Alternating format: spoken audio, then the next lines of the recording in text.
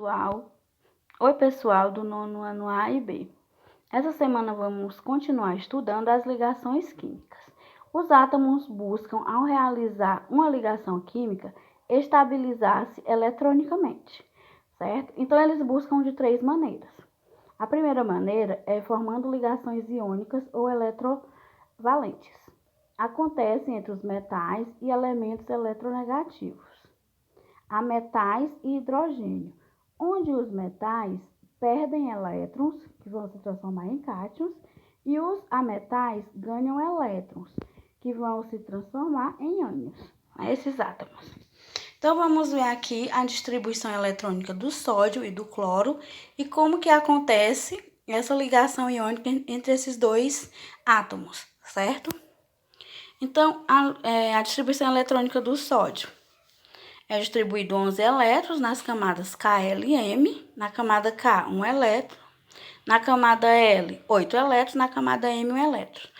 O átomo de cloro, na camada K, 1 elétron, na camada L, 8 elétrons, na camada M, 7 elétrons, certo? Aí eles vão, um vai doar o elétron e o outro vai receber o elétron. Vejam aqui a fórmula molecular, certo? A molécula na Cl com os dois átomos, o átomo de sódio e um átomo de cloro, certo? Aqui tem a representação. O Na mais quer dizer que ele perdeu um elétron e o cloro menos quer dizer que ele ganhou esse elétron do sódio, certo? Vamos ver como que funciona aqui. Aqui tem a fórmula eletrônica, que tem acontece com os desenhos dos elétrons aqui, ó. Na última camada do sódio, ele tem um elétron. Na última camada do cloro, do átomo de cloro, ele tem 7 elétrons, tá aqui representado por 7 xizinhos. Então, o sódio doou o elétron dele para o cloro, ó, certo? Quando ele doa, ele fica com o sinal de mais, é isso? Porque ele doou o elétron. E o cloro, que recebeu o elétron do sódio e ficou estável com 8 elétrons na última camada, recebe o sinalzinho de menos, quer dizer que ele recebeu um elétron do sódio, certo? Vamos ver agora a ligação covalente.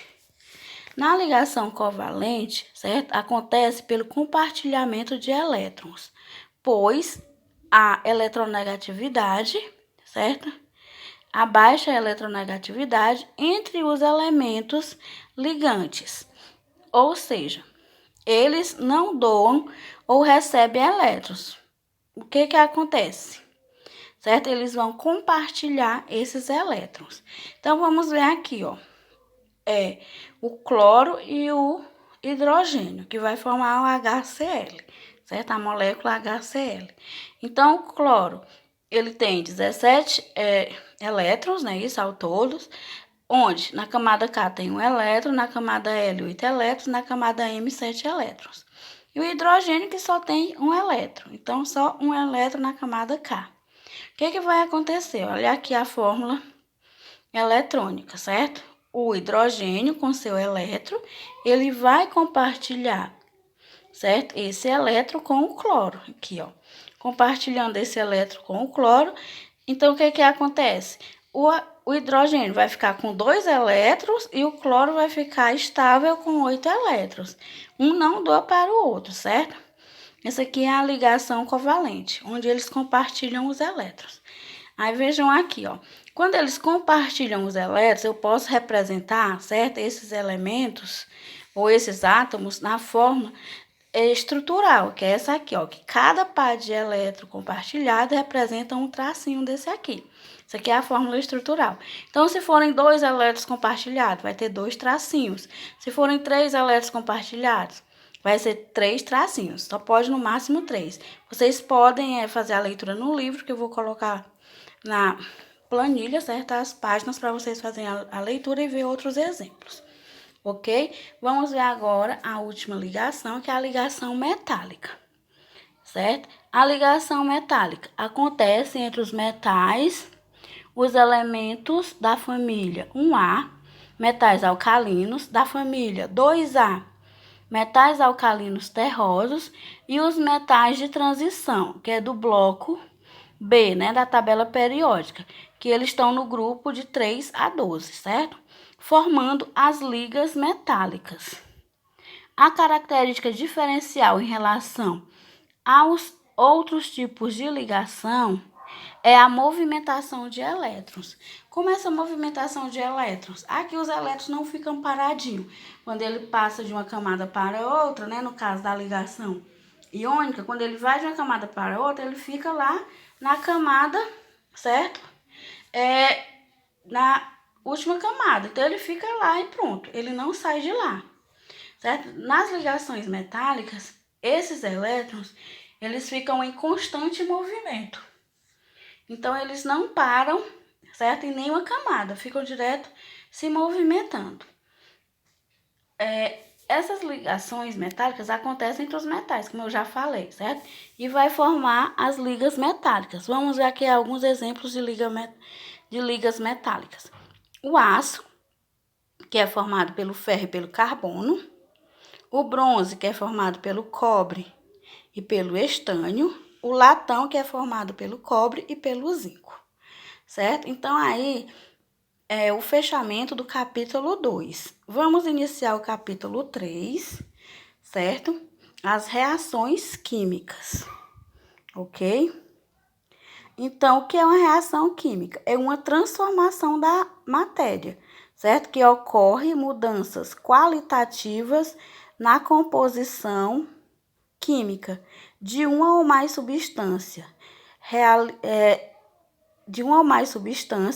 reagentes, resultando em um ou mais produtos, certo? Então, essas reações químicas podem acontecer de duas maneiras. De maneira química ou de maneira física, que são os fenômenos químicos e os fenômenos físicos. Os fenômenos químicos é quando altera a natureza da matéria, ou seja, a matéria vai ter uma alteração. Não vai mais ser aquela matéria identificada antes dessa reação, certo? Como, por exemplo, a combustão. Quando que acontece a combustão? Quando você queima um papel, por exemplo, certo? Se você queimar o papel, esse papel vai se transformar em cinzas. E vai acontecer o quê? Vai acontecer a transformação do papel em cinzas. Então, aí foi um fenômeno químico, uma transformação química, certo? A ferrugem, também é outro exemplo, certo? E entre outros.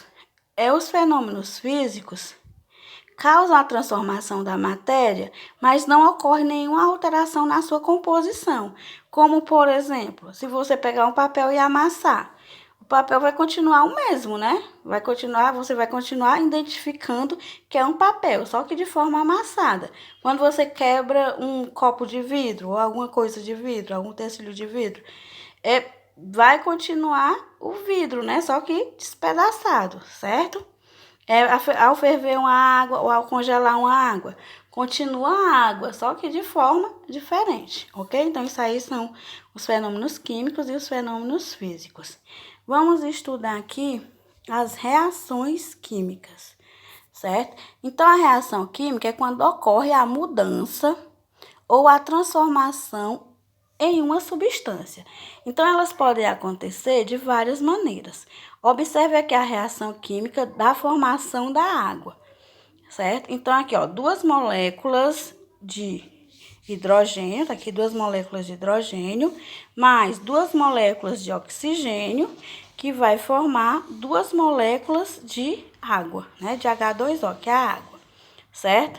Então, as reações químicas, elas podem ser representadas em forma de equação química.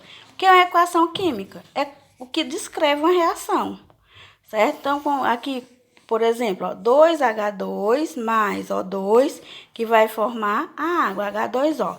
Então, sempre o que está antes da setinha eu chamo de reagente, certo? Que são os átomos que vão reagir para se transformar em uma substância.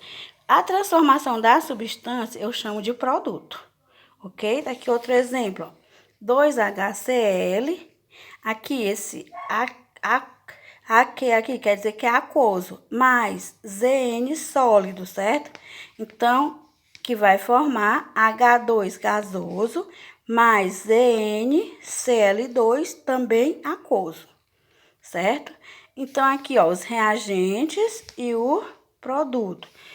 Então, a equação química, ela pode vir representada dessas formas, com essas siglas, certo?